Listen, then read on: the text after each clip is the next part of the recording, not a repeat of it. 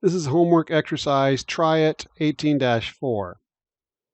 Before a manufacturer can create their income statement, they need to calculate cost of goods sold.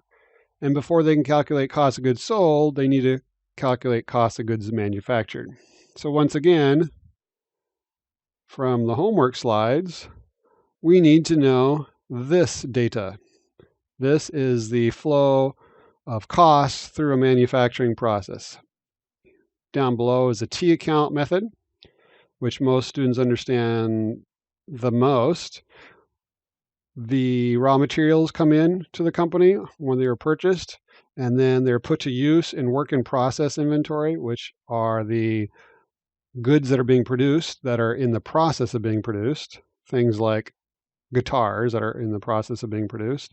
And once they are finished, when they are the finished guitars are transferred out of work in process into finished goods, the costs associated with them are called cost of goods manufactured. And then up here is the more formal way, showing the equations or the formulas. And these, for example, raw materials inventory, this formula is just based on what's going on here in the T account. Take beginning balance, add purchases, you subtract the ending balance, that gives you the amount that must have left the T account, etc.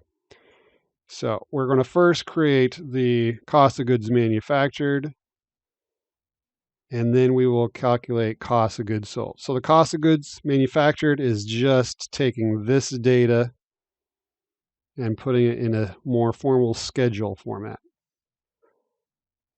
And that schedule format could be as detailed as this one. When I say as detailed, they could include this section here that shows how we calculated the direct materials used. Sometimes it's left off.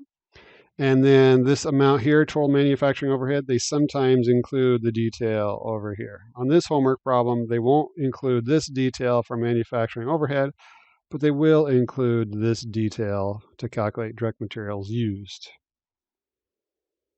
So again, we're just going to recreate this formula. So we need beginning, work in process, and then we need to calculate the direct materials used. And this is how we calculate direct materials used. So back to the homework. ABC Manufacturing Company has the following data, and these are in millions. So we're going to prepare the schedule of cost of goods manufactured and then the cost of goods sold section for the income statement. All right, so notice we're doing the schedule of cost of goods manufactured first. So we need our beginning work in process. So work in process is right here.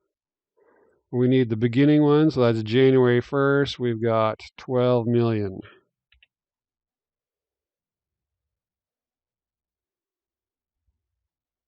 And then we need to calculate how much direct materials was used, which means you could say we're either using this formula, beginning balance plus purchases minus ending balance equals the amount used, or it's also restated here. So we're going to start with beginning inventory of raw materials. So raw materials is right here. So beginning is January, so it looks like it's 5 million.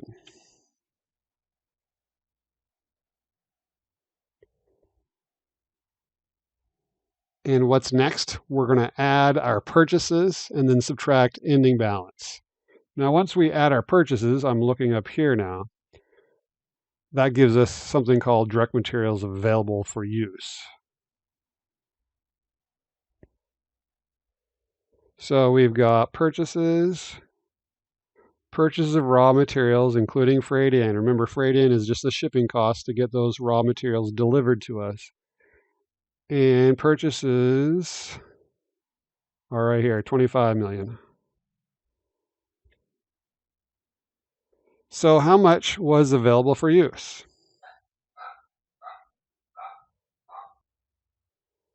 We're just going to add these up, and we get $30 million of raw materials available for use. And then we're going to Continue following our format. We're going to subtract ending balance to get the amount used. Subtract ending balance to get the amount used. And the ending balance of raw materials is right here. We got 7 million.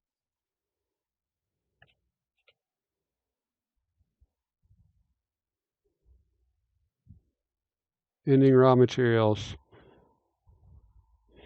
So if we had 30 available, we only ended up with 7 at the end of the period. We must have used 23 million. So this gives us our direct materials used.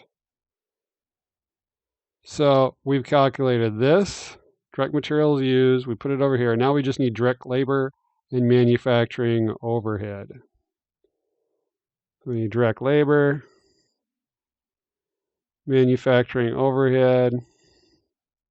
Direct labor is 36. Manufacturing overhead is 17. So now we're going to add these up. 23 plus 36 plus 14 gives us 76 million. Okay. So that's just direct materials, direct labor, and manufacturing overhead. We also have the beginning.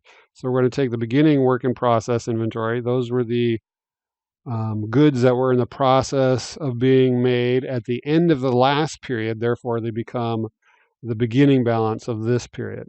So we had 12 million that were still in the process of being made. We're going to add that to a $76 million of additional costs, which gives us $88 million of manufacturing costs to account for. Going back to our data, our workflow diagram, I should say. After we calculate the total manufacturing cost to account for, which is basically this data right here, we then subtract the ending amount, and the difference is the cost of goods manufactured. So we need the ending balance of work in process.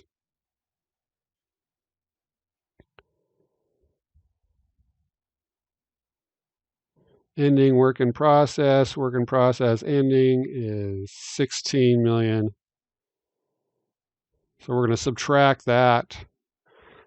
You don't need to put this minus in there, but sometimes I like to put the minus in there to remind me to subtract. So if we had 88 million to account for, which is this amount, and we ended up with 13, I should say, we ended up with 16.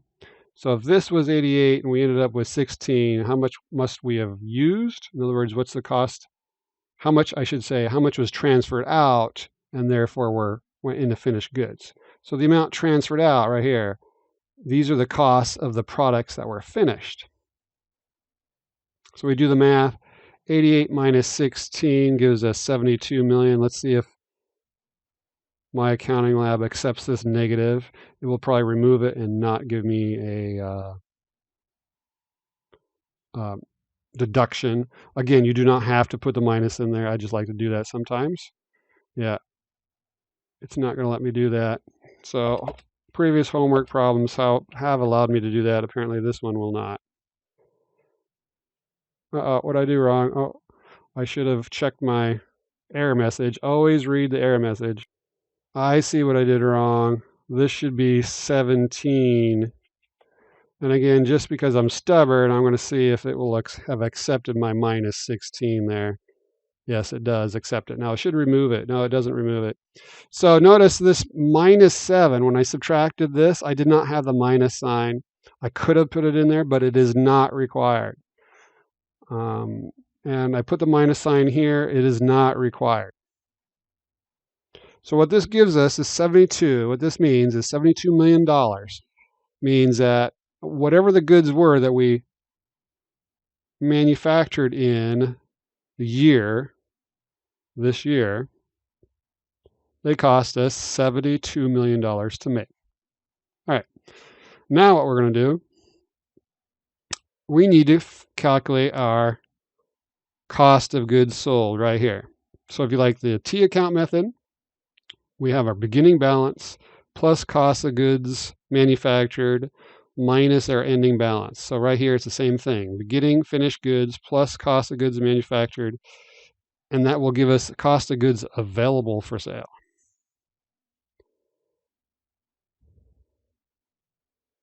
So we want beginning finished goods inventory, and our choices are right here. 8 is January 1. We're going to add cost of goods manufactured, which we get from up here, 72. Cost of goods manufactured. And that means the amount of goods, finished goods, because remember, anything that came, cost of goods manufactured, that means those are finished goods. Cost of goods available for sale are 8 million plus 72 million gives us 80 million. Now we need to subtract, just to remind you, we need to subtract the ending balance of finished goods, which gives us our cost of goods sold. Up here, same thing, subtract ending finished goods to give us our cost of goods sold. And our ending finished goods is right here, 6 million.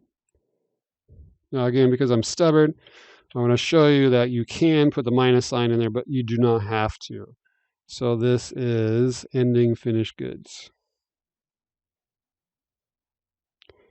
So if we had $80 million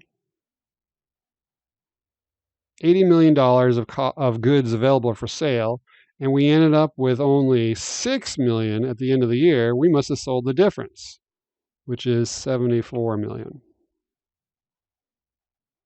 There you go. And when I get rid of this X, it's going to replace this minus sign with parentheses. Again, you do not have to put the minus sign in there, but it allows you to do it if you want to. So this was creating a cost of goods manufactured. And why did we do that? So we can create the cost of goods sold. And why would we want to do that? So then we can use this cost of goods sold number on our income statement.